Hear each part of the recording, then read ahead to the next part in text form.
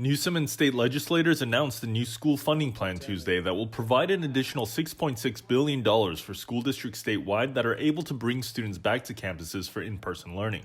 We incentivize opening up our schools by providing real resources to do it. The money will be split into two allotments. The first is $2 billion for districts that can open TK through second grade before April 1st. To qualify, districts must have a 7-day average case rate below 25 per 100,000 residents. Those that reopen after the deadline can still qualify for some of this funding, but they'll lose 1% of their allotment for every day campuses are closed after April 1st. The state's remaining $4.6 billion will be divvied up among all districts and be targeted towards addressing learning loss during the pandemic. Districts will be able to use this money on a range of things, from purchasing more PPE to extending the school year into the summer.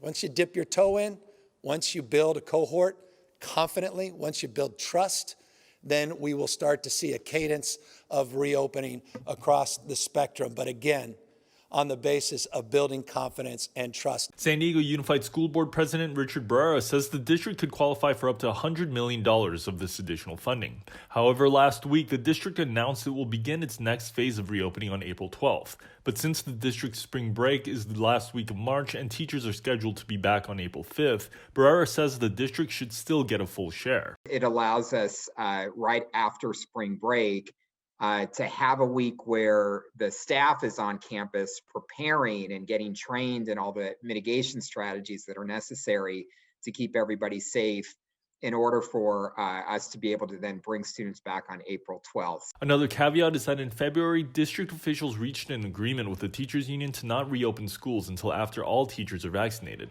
Teachers union President Keisha Borden said they will not be changing the agreement to meet the state's April 1st deadline. Many educators received their first dose of the vaccine over the weekend. Most of those educators received the Moderna dose, which requires 4 weeks between doses. So I'm not sure if an April 1st deadline is even possible. The state legislature will vote on the funding this Thursday. Joe Hong, KPBS News.